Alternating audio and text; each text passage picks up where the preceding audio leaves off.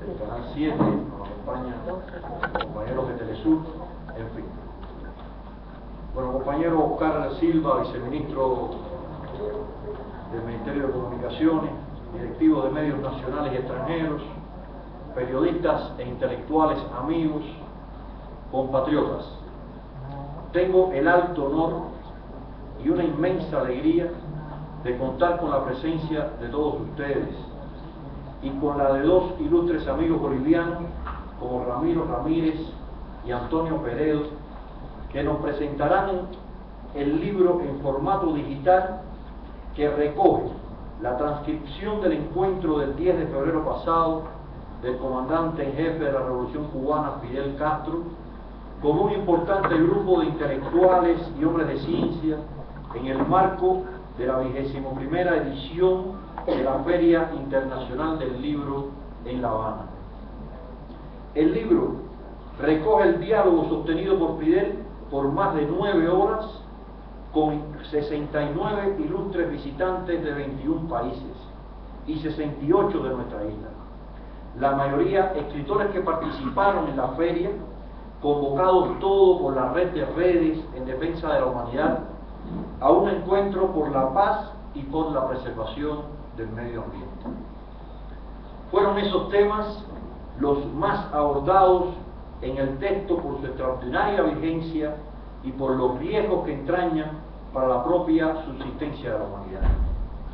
Se retomó la alerta que hace 20 años lanzara Fidel en la Cumbre de la Tierra sobre el riesgo de la extinción que amenaza a la especie humana, situación hoy mucho más grave y urgente que hace 2 décadas. En la obra se aprecia el Fidel genial de siempre, insaciable por el conocimiento, mostrando su memoria inagotable y privilegiada y un refinado y agudo humor. Nos dice Fidel, lo menos que podemos hacer es lograr que la población esté informada, y nos exhortó a todos a luchar y a no dejarnos vencer por el pesimismo. El libro lo podemos encontrar a disposición de todos los públicos en el sitio Cubadebate, www.cubadebate.cu, y lo pueden apreciar a partir de las 10 de la mañana del día de hoy. Está a disposición y de forma, por supuesto, inmediata para todo interesado. Le acompañan fotos, imágenes tomadas del encuentro. Particular relieve a nuestro juicio tiene en el libro la introducción reflexiva de la presidenta del Instituto Cubano del Libro, Zuleika Romay, que aborda la crisis actual del capitalismo en el plano financiero, alimentario, ecológico y energético, la del sistema multilateral que legitima invasiones, saqueos y guerras de rapiña, y enuncia los graves riesgos de nuevas guerras e incluso la posible utilización del arma nuclear. También destacan las explicaciones de Ignacio Ramonet sobre el sistema de medios de comunicación en la actualidad, las reflexiones de la argentina Estela Caloni sobre el papel de los intelectuales para evitar que se siga imponiendo el silencio ante la coyuntura tan difícil que vive la humanidad, así como las referencias a Libia, Siria, Túnez, Venezuela, Ecuador, Argentina y las alertas de Fidel sobre los peligros de utilizar el gas de esquisto. Fueron también muy emocionantes las referencias a la operación cubana tras el terremoto ocurrido en Pakistán, que denotan la capacidad del jefe de la Revolución Cubana para pensar y actuar con enorme sensibilidad humana, conmovido por las desgracias ajenas. Hacemos esta presentación en homenaje también a una efeméride muy importante para los cubanos. Hace 120 años, un día como hoy de 1892, comienza a publicarse por nuestro héroe nacional José Martí el diario Patria, en Nueva York, poco menos de un mes antes de que Martí anunciara en Cayo Hueso, el 10 de abril de ese año, el nacimiento del Partido Revolucionario Cubano. Patria, periódico doctrinal de alto valor político que funda y dirige Martí surge como voz imprescindible para la guerra necesaria convocada por él, y sus páginas se convierten en voz y tribuna para la divulgación de las ideas esenciales de la lucha de los cubanos en la búsqueda de la independencia, al tiempo que testimonian el quehacer de los que actúan a favor de la libertad de Cuba y de Puerto Rico. Patria, que Martí dirigió hasta su muerte, publicó los trascendentales manifiestos del Partido Revolucionario a Cuba del 27 de mayo de 1893, y el Partido Revolucionario a Cuba, conocido también como Manifiesto de Montecristi, el 25 de mayo de 1895. El periódico contó con artículos de fondo redactados por su propio apóstol, aunque la mayor parte de ellos apareció sin su firma. A partir del 24 de agosto de 1895, muerto ya su creador, Patria comenzó a salir con unas líneas debajo de su título que expresaban órgano oficial de la delegación del Partido Revolucionario Cubano, periódico fundado por José Martí. En menos de 7 años vieron la luz 522 números de la publicación que divulgó con eficacia el programa del Partido Revolucionario Cubano. Tras el deceso de Martí el 19 de mayo de 1895, Enrique José Varona dirigió Patria. Y así también fue Patria el pueblo cubano, además de latinoamericanista de alcance continental. Resulta muy merecido homenaje a aquel periódico martiano que este 14 de marzo se conmemore el Día de la Prensa Cubana, que también hoy celebramos. Pero sin más preámbulos, tengo el gusto de darle la palabra a nuestros amigos Ramiro Ramírez, periodista y escritor, entre otros textos, coautor del libro Fidel, Bolivia y algo más, y Antonio Peredo, destacadísimo exponente de la intelectualidad y de los revolucionarios bolivianos, para que nos comenten y nos trasladen sus impresiones sobre esta obra. Muchísimas gracias y le damos la palabra. Va a comenzar el amigo Ramiro. Muchísimas gracias.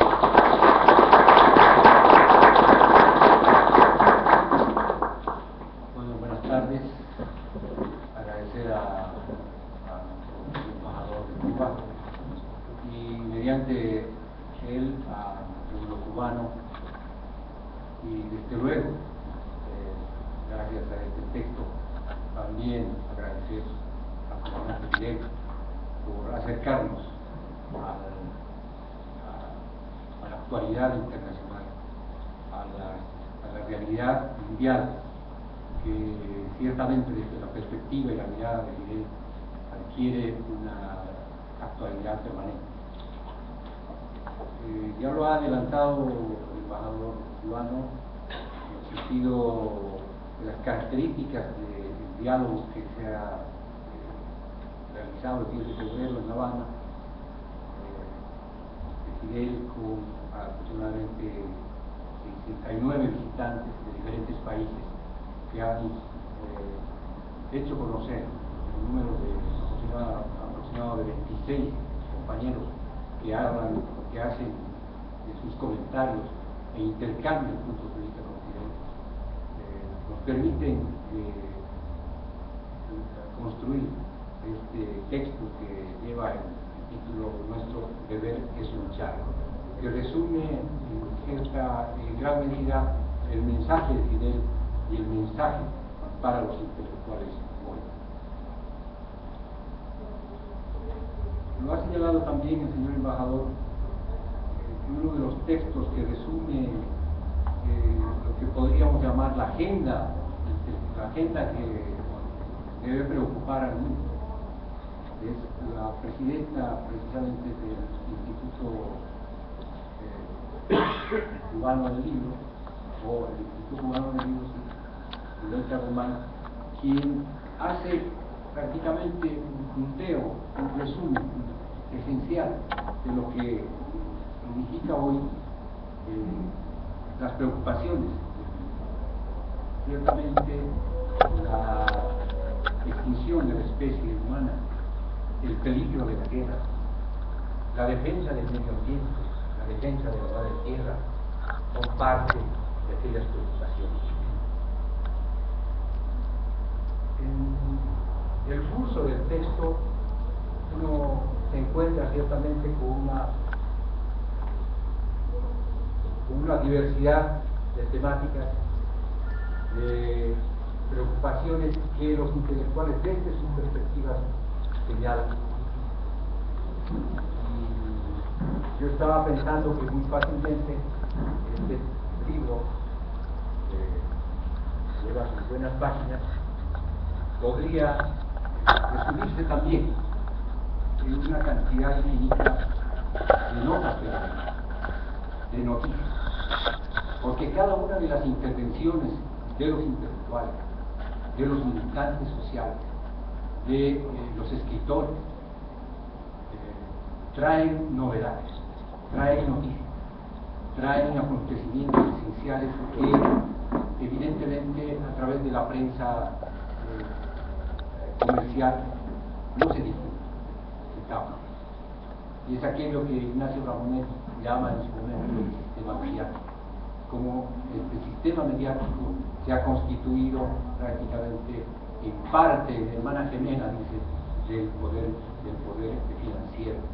¿Para qué? Para tapar los grandes, para tapar la crisis fundamental, la crisis del capitalismo.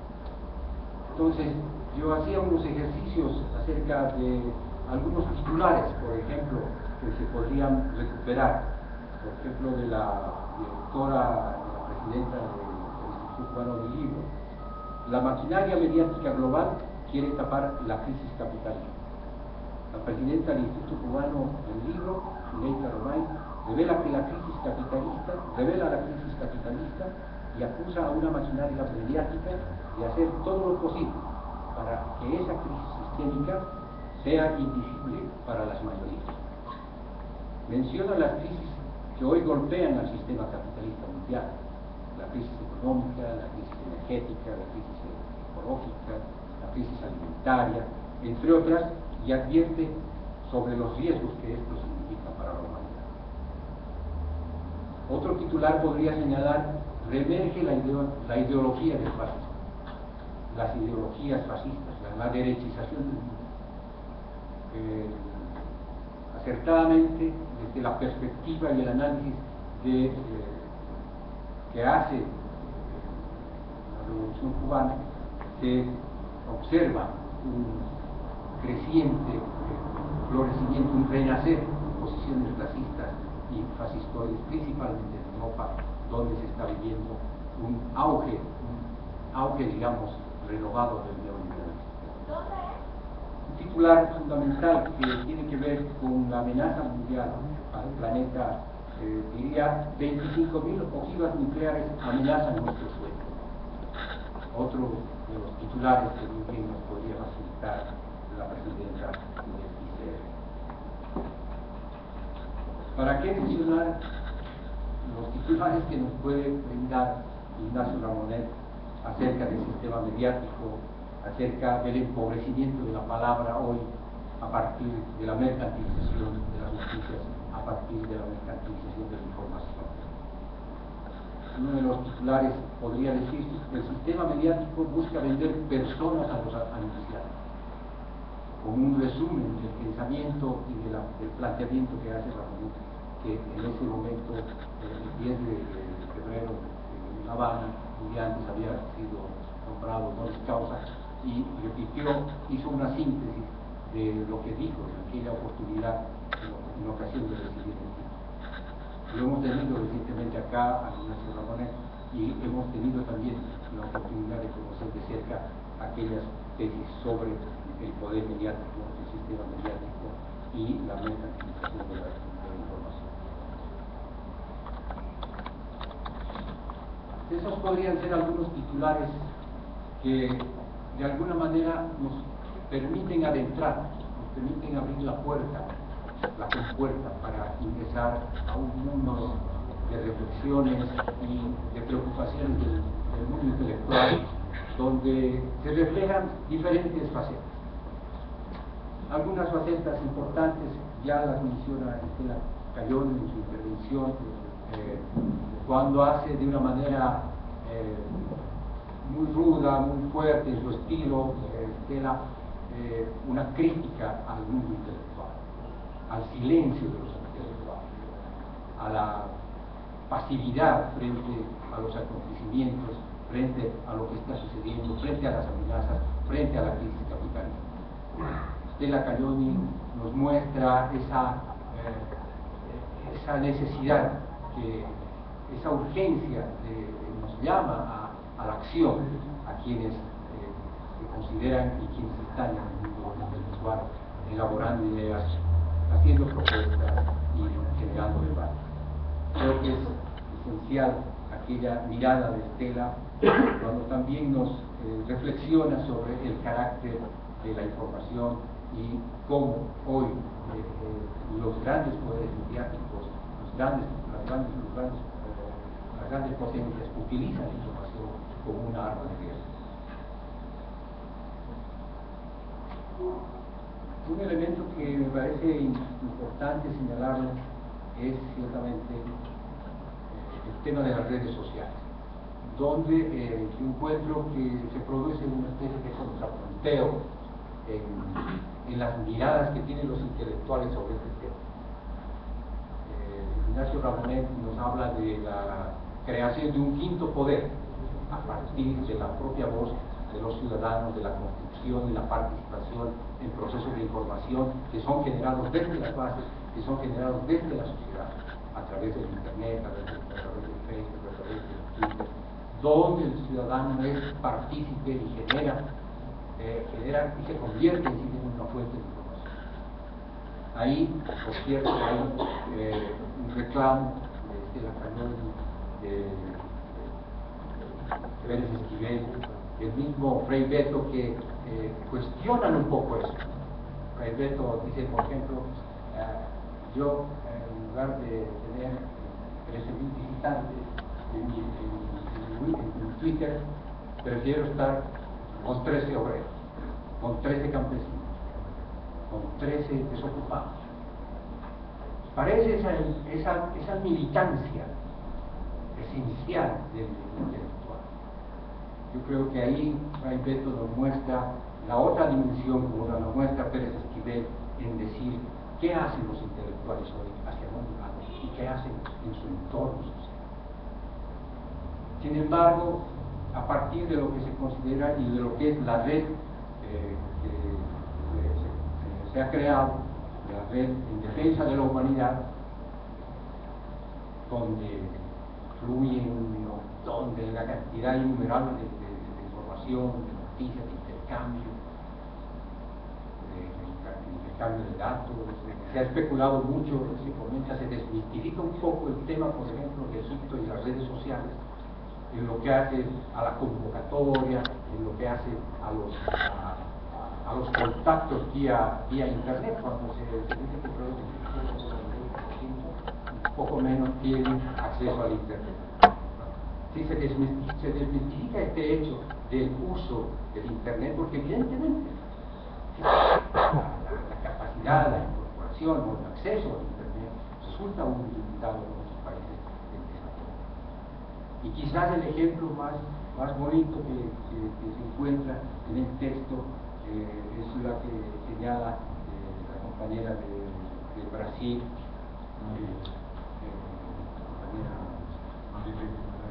Guimarães, donde ella señala que una de las grandes y primeras, más antiguas redes sociales que han habido ha sido Radio Rebelde, ha sido Habana, Radio Habana, Radio Rebelde. Y yo creo que ahí está también el otro sentido de lo que son las redes sociales hoy, por lo menos en nuestro contexto, el papel fundamental que juega la radio, por ejemplo, la radiodifusión, nuestras radios mineras, las radios comunitarias, los espacios de comunicación, de participación colectiva pública, ¿no? Permitido también generar redes, generar espacios de concientización y también de acción, de lucha social, de compromiso. Ahí se sacrifican las viejas tesis y un poco le achacan a Fidel de ser uno de los primeros en crear las redes sociales. Aunque él dice también que él no lo había hecho con esa intención en ese tiempo, sino que era fundamentalmente un arma de movilización, de resistencia y finalmente de victoria de la revolución cubana. Un elemento con lo que quiero terminar, que es cierto, yo creo que el texto es amplosísimo, el texto nos permite adentrarnos en temas que tienen que ver con el papel de los intelectuales hoy en América Latina y en el mundo. ¿Qué estamos discutiendo o qué se está discutiendo con los intelectuales? ¿Qué están haciendo con el conocimiento? Un elemento que va en esa dirección es precisamente la autocrítica. La autocrítica que llama Estela Caloni, la autocrítica que reclama Pérez Esquivel y la autocrítica que reclama también Raimundo.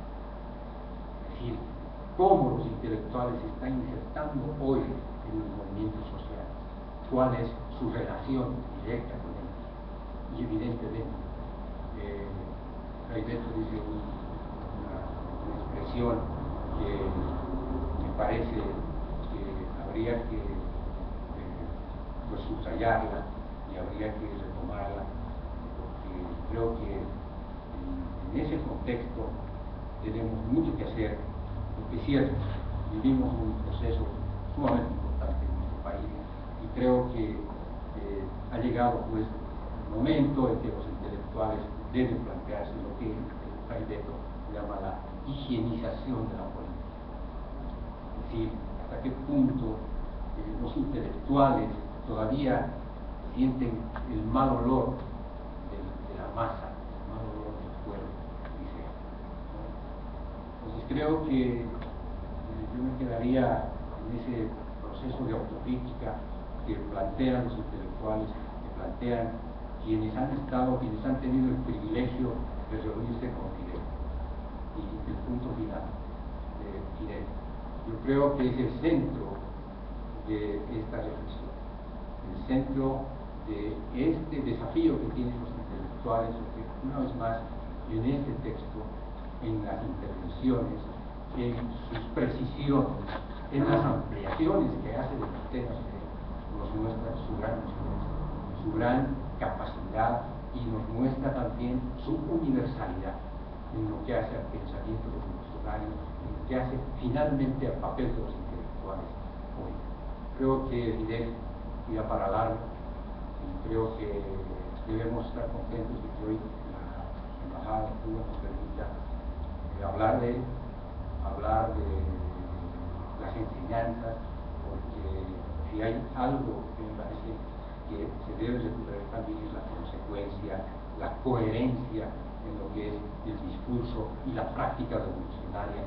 Cuando él, por ejemplo, examina el desagorismo en el que cayó, por ejemplo, la Caracas opulenta, ¿no? Y él se asombra y dice, ¿cómo es posible que hayan hecho de Caracas quieran hacer un Nueva York?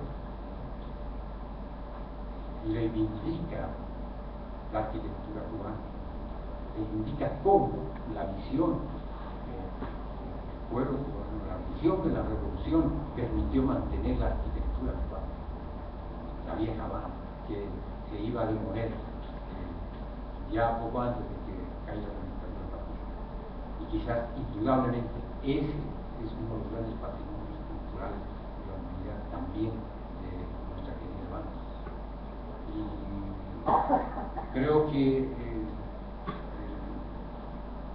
la gran reflexión, los puntos de vista que los diferentes intelectuales nos refieren de sus realidades, sus preocupaciones, sus angustias, creo que muy bien las resuelve Fidel. Incluso aquella que Atilio Borón le plantea cuando dice, a mí me censuraron en un medio incluso progresista de América Latina. Cuando yo di una opinión que no gustó, nunca más me publicaron. Atilio Borón lo dice. Pero Fidel le dice, oye, pero conténtame que nuestro enemigo era integralista. Pero él, Atilio Borón, reclama y dice que, bueno, todavía el sectarismo y la censura también resultan siendo un mal de quienes postulan o asumen posiciones progresistas en la economía. Creo que este libro la reflexión de los intelectuales militantes nos permite y nos hace un reclamo a todos de que de cuán importante resulta para procesos revolucionarios, para procesos como los que estamos viviendo aquí, el debate, el intercambio de ideas. ¿Por qué no la discrepancia y en su caso la disidencia, si es que la hay?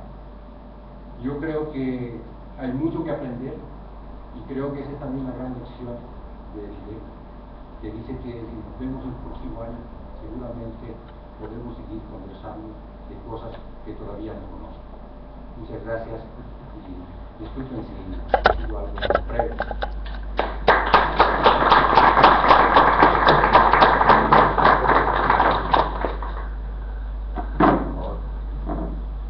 Yo les voy a pedir disculpas, me resulta más fácil hablar de parado que sentado. Quiero agradecer a mi amigo el embajador, a los miembros de la misión diplomática, saludar a las autoridades presentes,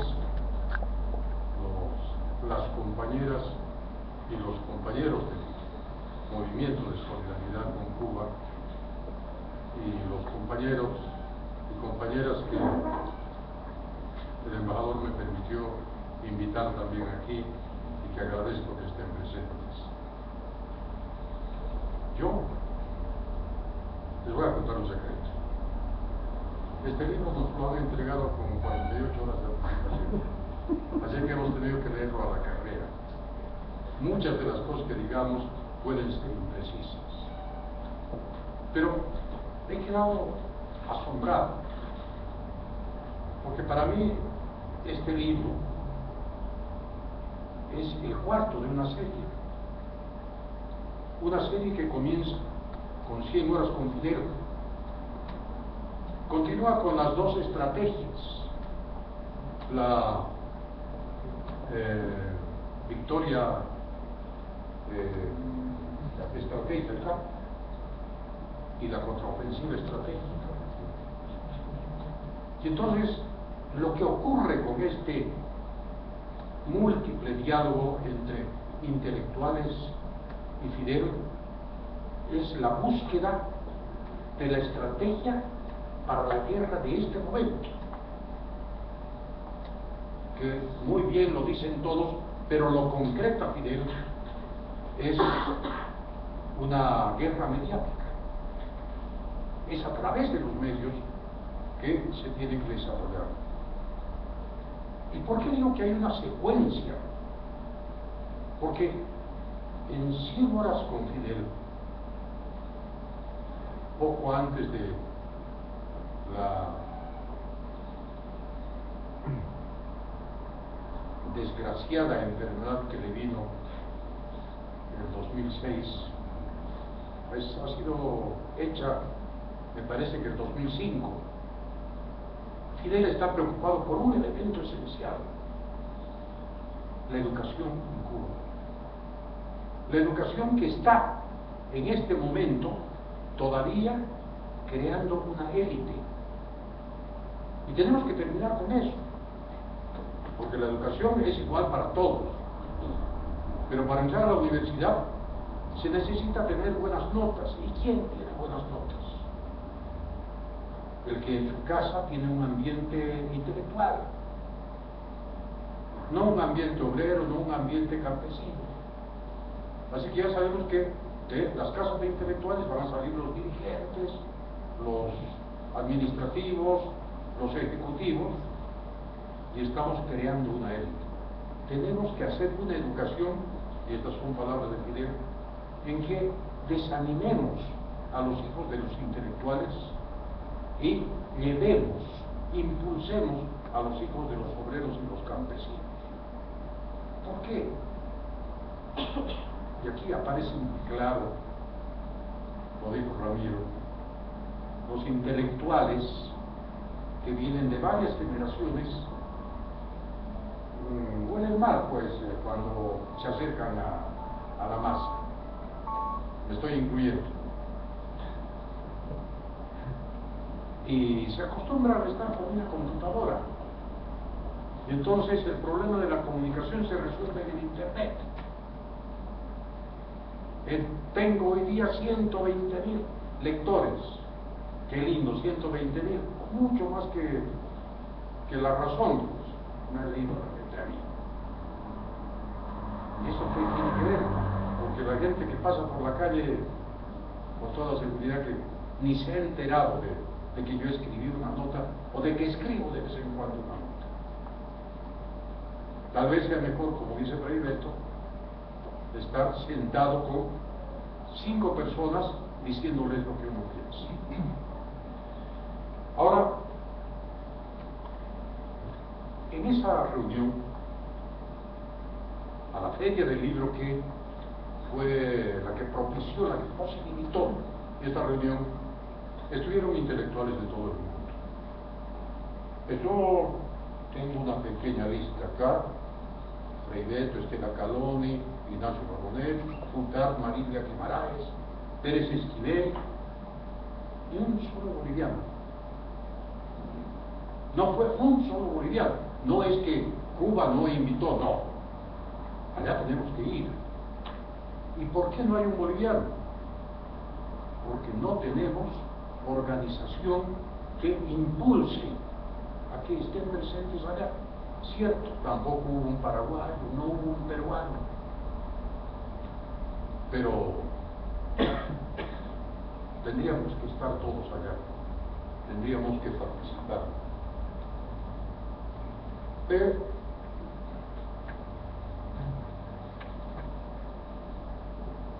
Fidel estuvo 9 horas conversando con los compañeros. Es impresionante eso. Resulta tremendamente desgastante para una persona de 40 años. ¿Cómo no será para un hombre de 86? No, 86 los cumple ahora en agosto. Ya, 85 años. Que ha pasado por una enfermedad tremenda, que casi se lo dieron. Yo recuerdo que en 2006, cuando todavía él estaba saliendo de su primera operación, me pidieron un artículo sobre Fidel. Nunca me lo dijeron así, pero lo que querían era un obituario. Yo les hice un artículo sobre la vida de Fidel y sobre lo que me interesaba y no se interesaba de la vida de Fidel. Me lo devolvieron diciéndome que no era lo que ellos esperaban. Ahí se quedó eso. Por supuesto que no iba a escribir un obituario de Fidel. Menos mal que la historia dice otra cosa. Fidel está ahí 9 horas, y no creo que este libro tenga el texto completo de las 9 horas. Es un resumen, solamente un resumen, ¿no? Bastante bien hecho, pero donde se notan saltos, hay conversaciones entre medio que tenemos que leerlas entre líneas. Y Fidel no está esperando que hablen todos para después dar un largo discurso. Participa directamente en todas las intervenciones. Pregunta, es un hombre fresco, tan fresco como cuando lo conocí hace 40 años ya. Bueno, cuando lo conocí físicamente, porque lo conocí en 1957, cuando subieron a Sierra Maestra, y su hermana Juana en México anunció que él estaba vivo porque Batista había dicho que murió en la primera batalla. Esa fue mi primera relación con Fidel, y ese fue el momento en el cual personalmente, individualmente, sin ningún contacto, milité en la Revolución Cubana.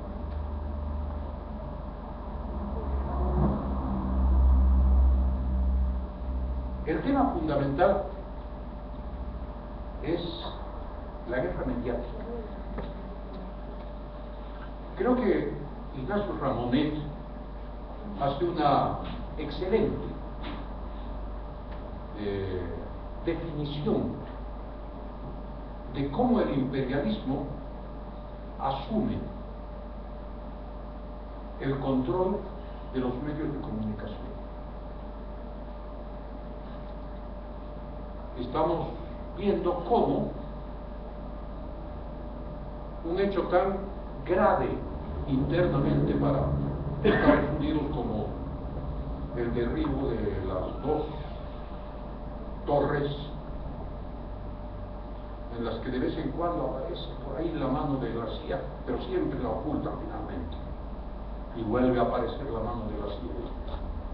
Pero no hay absolutamente ningún medio de comunicación en ninguna parte del mundo que haya podido hacer una investigación seria sobre lo que ocurrió aquel 11 de septiembre en Nueva York, en Washington, y en esa carretera donde derribaron impunemente un cuarto avión lleno de pasajeros, del que no se habla. En realidad yo no sé si fue tercero o cuarto, porque tengo una duda de que el Pentágono haya sufrido por un choque de un avión de pasajeros. Más parece una bomba y otra cosa. Pero bueno, tampoco pudimos ver el asalto al Irak, porque lo que mostró la única cadena autorizada, CNN, fueron escenas prefabricadas para que sean filmadas, no fueron acciones verdaderas. Ignacio Ramonet dice, todo eso es información y han convertido a la información en mercancía. Pero, a ver, la mercancía siempre tiene un valor y la información no la compramos. Podemos comprar un periódico, pero cuando escuchamos radio no estamos comprando. En televisión nos están regalando la información. ¿Pero qué es lo que venden? No están vendiendo información, nos están vendiendo a nosotros. Es decir, una empresa mediática, televisión, radio, internet, prensa, vende el público al que llega. Señores, su aviso cuesta tanto porque yo llevo a tantas personas. Somos nosotros los que somos vendidos. Este es el hecho de que nosotros tenemos que tomar conciencia de que, siendo los vendidos, debemos ser los que reaccionamos y no pretender que los medios hagan comunicación, ¿cómo diríamos?, verídica. Eso nunca va a ser posible.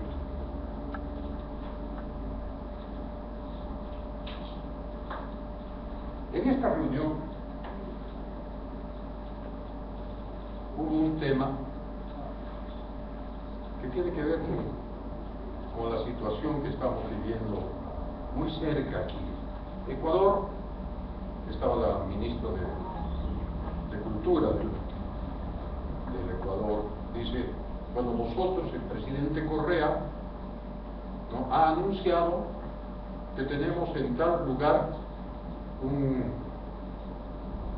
reservorio de hidrocarburos donde vive una pequeña población indígena. Y entonces él ha dicho, nos comprometemos a no hacer absolutamente ningún trabajo para explotar esos hidrocarburos que redituarían al Ecuador $5.000 millones, si es que el mundo va a pagar por lo menos la mitad de eso. Y ella decía, en los 11 años que hemos calculado que vamos a sacar eso, creemos que vamos a lograr hasta $3.600 millones. Y ahí interviene Figueroa y le dice, ¿Y cómo se llama esa provincia? Yo sabía que me iba a preguntar esto, esa es la respuesta. ¿Y qué extensión tiene? ¿Y cuántos habitantes tiene? Y no tenía ninguna información. Yo recuerdo una entrevista que tuvimos allá el año 72, 40 años. Marcelo Quiroga, René Zabaleta, Simón Reyes, entre otros compañeros más. Y todos hablábamos del Mutún, entonces, que era la mayor riqueza de hierro que teníamos en el mundo. Y Fidel dice, ¿cuánto es eso de la mayor riqueza? Porque hierro hay botado en todo el mundo, hay demasiado hierro en el mundo. ¿Cuánto es lo que tienen ahí? Y Marcelo Quiroga había sido ministro de Minas e Hidrocarburos. Y René Zabaleta había sido ministro de Minas e Hidrocarburos. Y los demás teníamos obligación de saber esas cosas. Y ninguno lo sabía. Nos pasa a todos los latinoamericanos, así lo he visto todavía, 40 años después. Y Fidel sigue siendo el mismo preguntón. Y Frei Beto nos dice por qué es tan preguntón Fidel. A Fidel lo educaron los jesuitas. Y los jesuitas educan a que la gente pregunte, indague, interrogue. Es una de las cosas, de las virtudes que Fidel ha agarrado tremendamente. Pero bueno, ese es el anecdotario del libro. La esencia, lo esencial del asunto es cómo elaborar, cómo construir una estrategia militar para combatir mediáticamente al imperialismo que ha llevado la guerra a Afganistán, a Irak, a Libia, donde ya se habla de una labor humanitaria. Bombardear a las poblaciones ha pasado a ser una labor humanitaria. Seguramente están saneando este mundo. Somos como 6.000 millones, habrá que matar unos 2.000 millones para que podamos seguir subsistiendo. ¿Cómo logramos que esto tenga efecto sobre organismos internacionales que no tienen absolutamente ya ninguna autoridad? Nosotros, tal vez agarrándonos del faldón de la esperanza, dijimos, bueno, pero queda la ONU. Y la ONU no sirve en este momento sino para decirle a Estados Unidos, ya, a la OTAN, ya, en este momento comience la labor humanitaria de bombardear tal país. Y todos estamos sentados esperando que la ONU diga mañana, comiencen con Siria, nuevamente, porque ya terminaron con Libia, ¿no?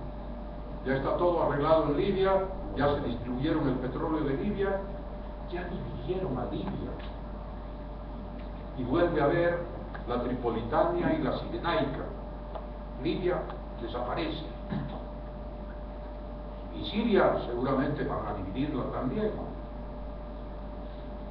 ¿Y qué querrán hacer con Irán? Que aun cuando no se dijo en esta reunión, lo importante es también para nosotros, ¿qué querrán hacer con nuestro mundo, con esta América nuestra, donde hemos salido sólidos de la crisis internacional, pero con una solidez que todavía no tiene el suficiente fortín para defenderse? Estamos al descubierto con nuestra solidez. Y los fondos que tenemos siempre están en dólares. Qué gran debilidad que nuestra riqueza esté traducida en dólares. pero no hacemos nada por ellos. Y hubo un participante de origen alemán, pero que se declara norafricano, ha vivido toda su vida en África del Norte y se considera árabe. Dice, a ver, yo conozco este mundo, ese mundo europeo. Ellos no pueden entender. Ellos creen que las manifestaciones que hacen en París, en Madrid, en Berlín, ¿no?, son del mismo tipo, Wall Street, por supuesto, del mismo tipo que las de Egipto, que a Gaddafi lo derrocaron por una manifestación de esas características, que lo van a derrocar también al presidente sirio con otra manifestación de ese tipo. Y no entienden qué otra cosa es. ¿Por qué? Porque nosotros, los latinoamericanos, nos quedamos callados porque Gaddafi sí, también había hecho sus cosas, no era militante nuestro.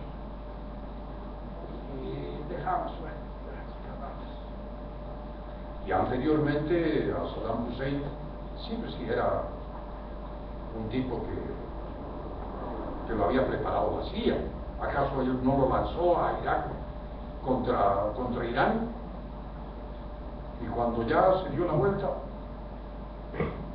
y estamos sumando muchos pecados, porque no dijimos nada de la invasión de Panamá. Invadieron un país para violarse a Noriega en nuestras narices. Y bueno, Afganistán está demasiado lejos para que hablemos de ellos, así que a los talibanes, ¿qué importaba que los norteamericanos entraran ahí? Al final los norteamericanos que se vayan a Afganistán. Y entonces en esta visión de conjunto, Fidel concreta las ideas. El Internet no debe servir para enviar un comunicado, hacer una declaración, una recolecta de firmas, sino para actuar. Como nos propone este compañero norafricano alemán, enviamos una carta a los intelectuales de cada uno de los países europeos, explicándoles cuál es la situación desde nuestro punto de vista. Y pasado mañana enviémosle una segunda y una tercera y una cuarta carta. Hagamos del Internet un arma, un instrumento, no una pantalla para leernos nosotros mismos. Hagamos otra cosa. Hagamos una estrategia. Porque hay algo importante que se resume en el título que se le ha puesto a esta obra. Nuestro deber es luchar. Y algo más. Estamos haciendo la historia. Tenemos el privilegio de hacer la historia. ¿Por qué insistimos en ser simplemente testigos de la historia? Y esto es lo que Fidel está demostrando con 9 horas sentado ahí. No, pero es poco lo que digo, porque en un momento Abel Prieto dice, no, y vamos a tener que terminar porque todavía tiene 2 reuniones más. Y eso me recordó la primera vez que llegué a Cuba. Había un grupo de periodistas latinoamericanos esperando una entrevista con Fidel, y cuando ya estaban desesperados y comenzaron a pedir volver, Fidel quitó la fecha, pues llegó al hotel 10 de la noche y conversó con ellos, y a las 3 de la mañana, la mitad estaba durmiendo 6, y les dice, hagamos un descanso, una bebida, algo para masticar, entran con comida, y después siguió conversando y a las 6 de la mañana vienen y le dicen algo al oído, y él dice, bueno, parece que aquí va a terminar la cosa, porque han secuestrado un avión y está rumbo a La Habana, y esas cosas yo las dirijo, y voy a ver, ¿no sería interesante para ustedes? Y los otros que estaban tratando ya de irse a dormir, tienen que decir sí. O sea, los lleva hasta el aeropuerto, ¿no? Y todo el trajín hasta las 8:30 de la mañana, y a las 8:30, bueno, yo tengo que despedirme de ustedes porque tengo que ir a trabajar. Hasta luego. Y gracias por escuchar.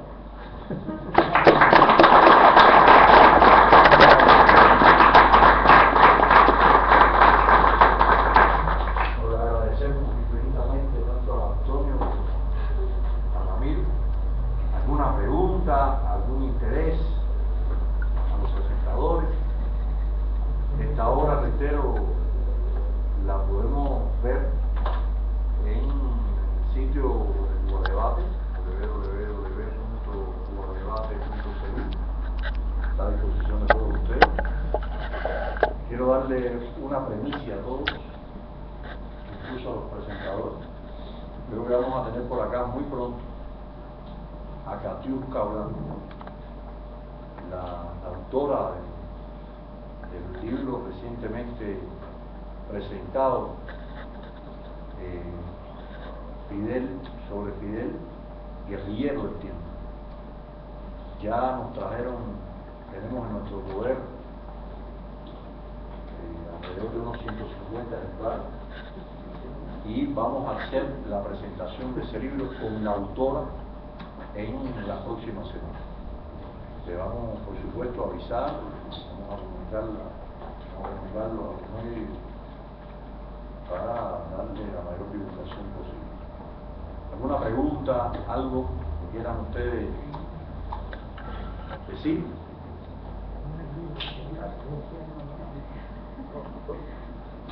Ninguna pregunta. Le hago un aplauso por el presentador.